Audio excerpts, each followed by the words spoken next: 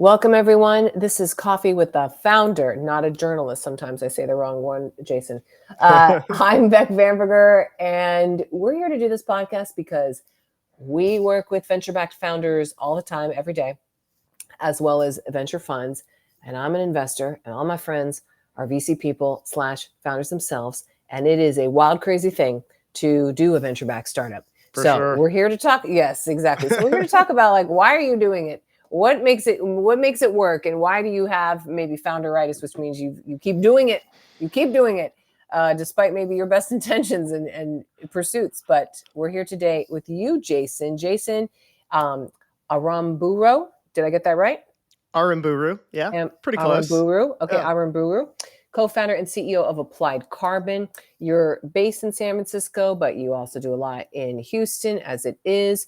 And you are on, a mission to scale groundbreaking technologies to regenerate soils, as I understand it. Yeah, absolutely. So tell us a little bit more about soil and why you're in soil.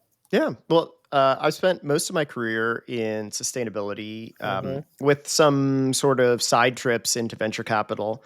But I saw that. Research, soil scientist, researcher. You were at the Smithsonian. Look at you. Yep. Exactly. Yep. So my scientific journey started at Princeton, and I worked in Panama, actually, at the Smithsonian Tropical Research Institute. And that's where Awesome. I first learned about this ancient indigenous technology called biochar. And I was out in the rainforest doing field work, and I learned that indigenous farmers there and in Brazil, all over Central and South America, have been turning their waste into charcoal for thousands of years to improve their soil. And wait. Can we just clarify real quick? Waste, as in the stuff I throw out after I make my dinner, or are we talking like human waste? The things Both. that more the waste from growing their crops. Got it. So, Okay, yes. like the stalk, the stuff that you can't eat and you can't really feed to animals. Toxic. Okay. Yeah. Okay. Yeah. So Perfect. they had been making that into this sort of pure form of charcoal and then spreading it back on the soil. And, this is still done today. You can see the archaeological evidence of it. And they did it because it helps to improve the health of their soil, the yield of their crops, etc. But when I was there, people were starting to look at it, not just from a soil improvement perspective, but also from a climate perspective, because this technology also locks away carbon permanently. So all the carbon that's in that biochar, when you put it on the soil, it locks it there permanently. And so today, biochar is recognized as a gigaton scale carbon removal tool, meaning it can actually remove billions of tons of CO2 per year. Why are we not doing this? Well, so it's hard, first of all. Yeah. Okay. I was going to say. Yeah. I was going to say anything, it's hard. Yeah. Yeah. It's Doing anything in sustainability is hard. Yes. And okay, but wait a second. But you're saying here is this ancient process. How are they doing it? Is scaling the issue, for instance? They're doing it on a very small scale. Yeah. Kind of, okay. Yeah. Small quarter acre, half acre farming plots. And to get to gigatons, we need to be doing this in Iowa and Nebraska on, 10 or, 50,000 acre corn farms. And that's a totally different animal. And, the reality is doing something good, it just takes time. It takes a lot longer, in my experience and the experience of other people I've seen, just takes a lot longer than doing something that's net neutral or net negative for society. And you were now, just to backtrack, you were in the rainforest, you were looking at this, you're like, oh wow, what are you guys doing? Okay. Okay. So where did it click for you where you're like, let me take this and scale? Well, so I was working on the research side, and I just saw that this idea was really getting a lot of steam and becoming really interesting. I always wanted to build a company around it, but didn't really know how. And it took some time to kind of, get to the point where I was able to actually launch something that could really scale within commercial farming. So I've been working on my company, Applied Carbon, for a little over 5 years, Mm-hmm. and I would say prior to that, it- my focus was really more on the research side, like understanding the basics of biochar, the science. How do we go from this sort of niche indigenous concept to something that a large scale commercial corn farmer can actually use? And there's really a lot of details that had to be worked out in that period. Mm-hmm. Mm-hmm. Okay. So 5 years now in, $20+ million raised. Where are we now with things and finding this at a scalable level? Yeah. Well, so now we have our fifth generation technology Mm. operational. We have multiple units out in the field. They run 24 hours a day. So we're actually building the equipment to make the biochar. So Okay. one of the big challenges going from small farms to big farms is like a large farm is producing just vast quantities of Copious. Yeah. material. Yeah. Yeah. And so you need a completely different technology to actually process that. And so Mm. we've developed that now. We've developed we call them reactors that can actually convert the waste into biochar at the scale that you need for commercial farming. And so these are like, Hmm. big industrial machines. And now we have four of them out in the field running. They run 24 Oh. hours a day. They've run for many thousands of hours, and you know, eh, just kind of proving out And and field demonstrating equipment of this size. It's a challenge. It's a challenge. now on the website, as I'm looking at it, it looks like a giant new agey type of tractor. Yes, exactly. So Yeah. it's just driving up. Is it autonomous? Is it just like Uh, hauling butt not up and fully down? No, okay. autonomous. Not fully autonomous yet, Yeah. but in the future, yeah, definitely, Yeah. definitely. And it has kind of this like shaped little like scorpion tail looking thing Yeah, yeah, that comes up. exactly, Okay, exactly. so did you develop this actual Yeah. newfangled like oh, okay. Yeah. Oh yeah. Yeah. We have we have a large team now, about 25 people. We Mhm. develop the technology internally, and it's really purpose built for making commercial quantities of biochar. Mhm. Commercial level. Yeah. Very cool. This is what I love when you're like, "Oh, fundraising, like why do you need to have raise so much money?" Because if you're building physical things in the world, listen, Yeah. that's expensive. Oh, That's absolutely. expensive. Absolutely. Definitely. Oh my gosh. So, okay. Wow, how fun. Okay. How have you recruited the people coming to work with you? Yeah. I find that like we've used recruiters before, and they've Yeah. varying levels of success there, but Mm, really what's most effective is just kind of personal references and like really getting people excited about the mission. We have a couple folks on our team from SpaceX, and those have been like just hmm. personal recruits. Yeah. It's a good fit for us because we're building you know heavy Well, it's equipment, equipment, it's heavy equipment, it's high expensive, it's temperature hard. equipment. Yeah, Yeah, yep. exactly. Yeah. Uh-huh. And those have just been kind of through personal networks and things like that, and referrals. And I find still that's particularly for like leadership roles that tends to be the most effective way to hire people. Okay. So safe to say, most are, yeah, personal connections, personal things. Hmm? Yeah, or people who've come to us. I mean, a lot of our team, is based in Houston, Mm-hmm. and a lot of people also come out of the oil and gas industry, and they want to shift and do something that's more, positive for the environment, and also a Yeah. lot of them are just they're sort of tired of the like 7 year boom and bust cycle, that is Yeah. sort of inherent to oil and gas. So we Yes. get a lot of Mhm, folks coming mhm, from that mhm, industry as well. mhm. Okay. Now, the big question for anyone who's doing something in planetary climate, etc., is it cheaper? Is it cheaper? So, Jason, what's the counter to anyone that you're talking to, maybe these commercial farms of like, well, why do you want to do this biochar? Yeah. Because dot dot dot. The reality, so I've worked in climate almost 20 years. I've been a climate investor also, Yep. and Saw. Yeah. Yeah. everybody says that like we want the. I heard somebody say once we want the Mr. Burns solution, like where it's like Mr. Burns from The Simpsons, where Yes. it's Yes. cheaper and better and more environmentally friendly. Yes. It's all the I things. I actually think that doesn't really exist. That's just kind of like a cool, catchy thing to say. The Mm, reality is, anything that is and I've seen this pretty much without fail. If it's a sustainable alternative to fossil fuels, it's going to be more expensive. There is going to Mm, be a green premium because fossil fuel infrastructure has been heavily subsidized for what, a century. It's mature, it's built, and at the end of the day, I mean, it just comes out of the ground. So yep, I yep, yep. think, and personally, I've seen just billions of dollars wasted in clean tech investment God, I know. trying to build a cheaper alternative to something.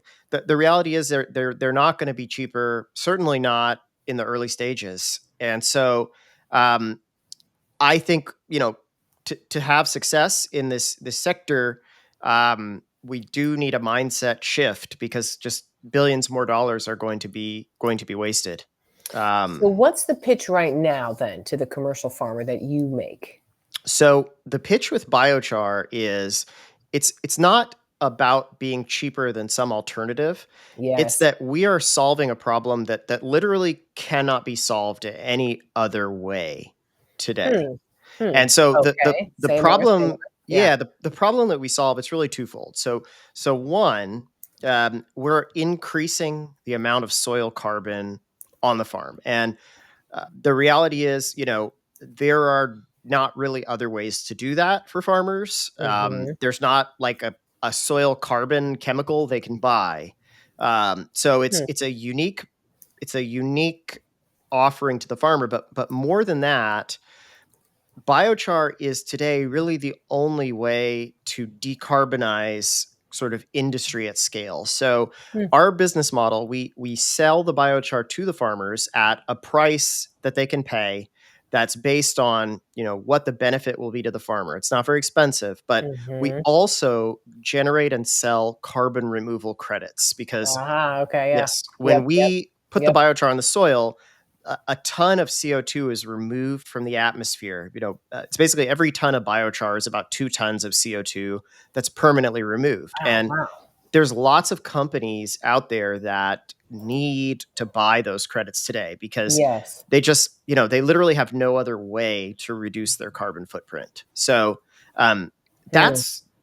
that's sort of how I see, clean tech and climate tech. It shouldn't be like, I'm going to make this cheaper, green, whatever, because you're just sort of lying to yourself if you think that's the truth. Yeah. And you'll sort of, anytime someone new gets elected, your business is at risk.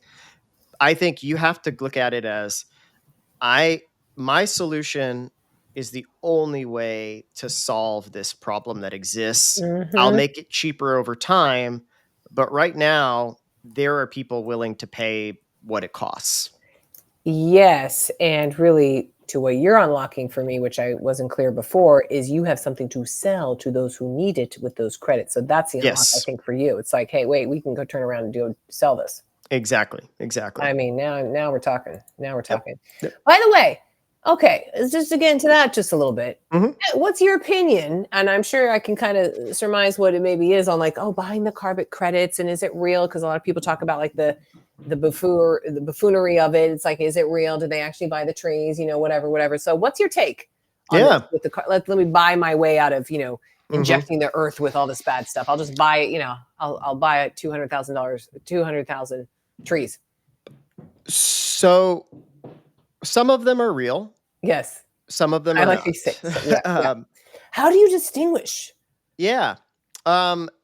Well, okay. So in I'm sure there's a in startup solving this, but yeah, like, what do you do? Yeah, there's just varying levels of quality in these environmental credits. Yeah, So yeah. the majority of them today are forestry based credits, the ones Yes. on the market where I would like agree. either you're planting a tree Yeah, yeah, yeah. or you are saving a forest or Yeah, or something like that.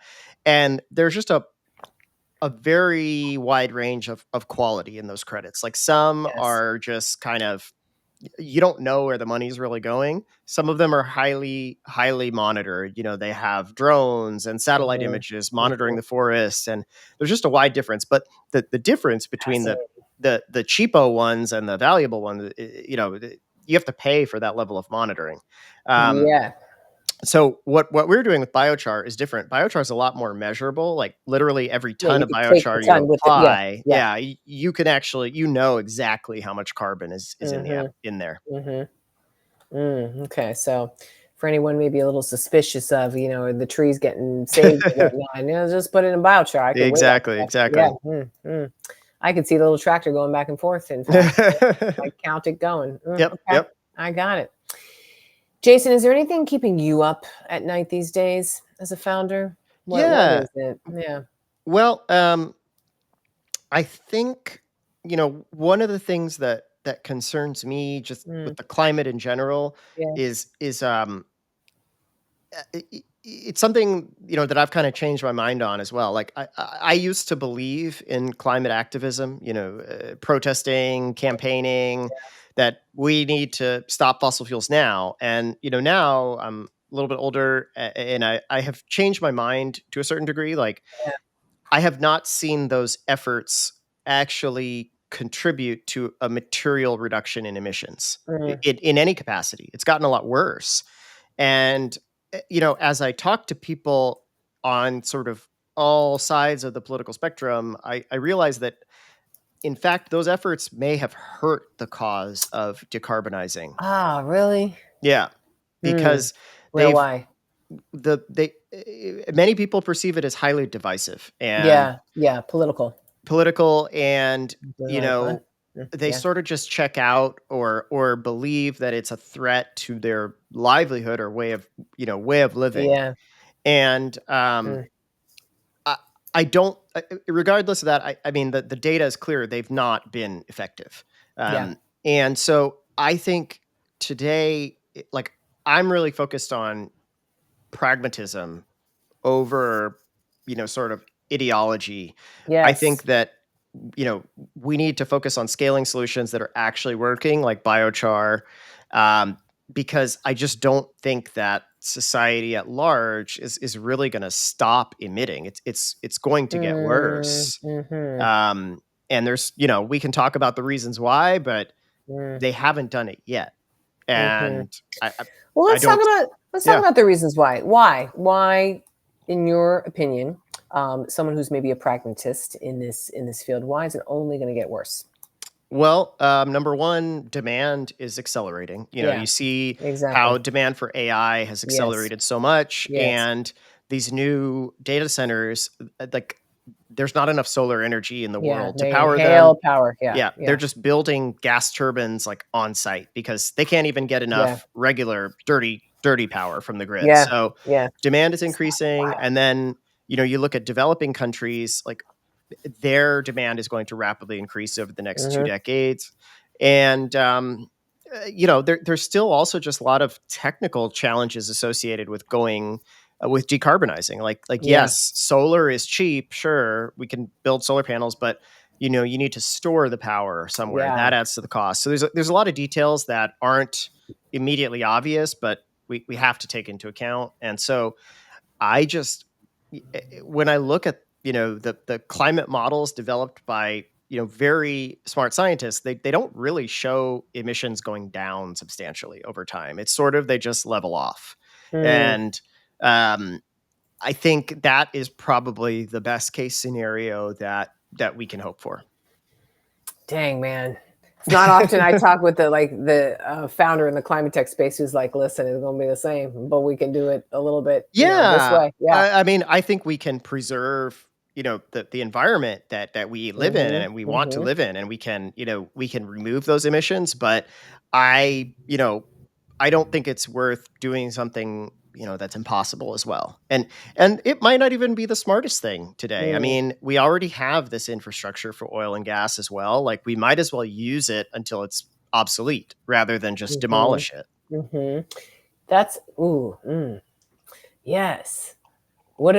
This is just like a hot take, I think, Jason, on just like, oh, here's the like Yeah. it's here. It's being useful. We don't need to Yeah. destroy it.